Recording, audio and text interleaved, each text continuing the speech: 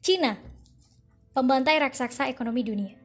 Ini tentang kebangkitan negeri tirai bambu abad 21 Cina, di mana dunia sedang tidak henti-hentinya membicarakan negara itu. Meminjam slogan Trump, barangkali Xi Jinping presidennya akan berslogan yang sama, Make China Great Again. David Smith di dalam bukunya The World is Curved 12 tahun lalu mengatakan, kebangkitan Cina dan India sekarang ini akan menciptakan tekanan yang sebanding. Sebuah lingkaran permusuhan bersama yang meremehkan komitmen tatanan ekonomi internasional yang liberal.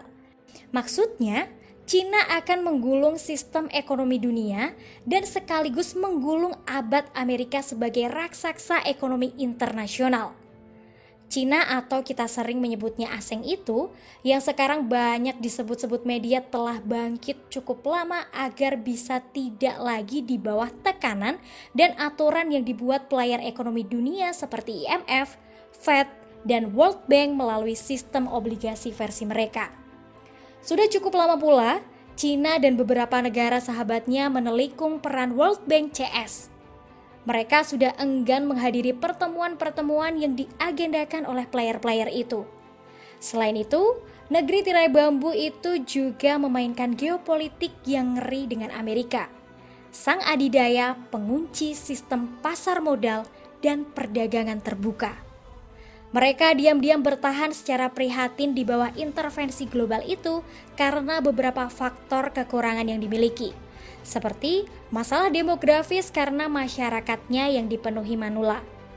Diam-diam pula, Cina bermanuver sedikit demi sedikit mengambil alih kekuasaan melalui China Development Bank, seperti membeli saham produksi minyak, saham industri teknologi seperti Microsoft dan IBM, dan terus menggenjot pemberian utang kepada negara-negara lain yang selama ini dikendalikan Amerika di bawah jurus saktinya nilai tukar uang dolar.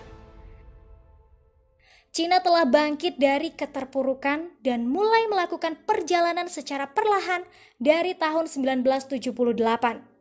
Dalam kebangkitan Cina yang membuat panik Amerika ini, ada satu falsafah Cina di balik penggunaan sumpit. Masing-masing batang sumpit bisa digunakan untuk apa saja, menjepit atau menusuk tanpa diketahui lawan. Tidak seperti sendok dan garpu yang sudah diketahui fungsinya. Bagaimana dengan negara-negara maju Eropa? Eropa adalah pemain lama yang master dalam geopolitik lah. Eropa selalu aman di semua lini. Mereka sudah terlalu nyaman bermain cantik. Politik bukan serang-serangan yang gak ada habisnya, seperti cebong dan juga kampret. Bagaimana dengan Indonesia? Indonesia masih galau. Utang luar negeri yang kita lakukan adalah langkah yang baik untuk menggenjot kekuatan negara, masih sebatas teks narasi manis di website Kemenku. Kembali lagi ke Make China Great Again. Xi Jinping lah kini yang menjadi leader seumur hidup mereka. Proyeksinya menguasai ekonomi dunia bukanlah sekarang, tapi 2025 Cina baru bakal menyamai ekonomi Amerika. Dan di 2050, Cina akan menjadi 2 kali lipat dibandingkan Amerika dan India yang juga akan bangkit. Anehnya, yang berbicara proyeksi ini adalah The Goldman Sachs Group, sebuah bank Amerika Serikat. Bank ini mengatakan, proyeksinya adalah pada 2027, Cina akan mengubah dunia pasca krisis pada tahun 2020. Hal ini diungkapkan jurnalis Martin Zak di presentasi TED pada September 2016. Negara sepuh dari zaman dinasti Qin, lalu dinasti Han, dan sekarang Cina calon raksasa dunia abad 21 ini memang tidak main-main. Ia menunjukkan dirinya, kata salah satu presiden, saya lupa namanya dan dari negara mana, mengatakan bahwa kecepatan kebangkitan Cina lebih cepat dari keterkejutan saat melihat kehebatan Cina sekarang. Hanya Cina yang bisa mengerjakan jembatan Sanyuan dalam 43 jam.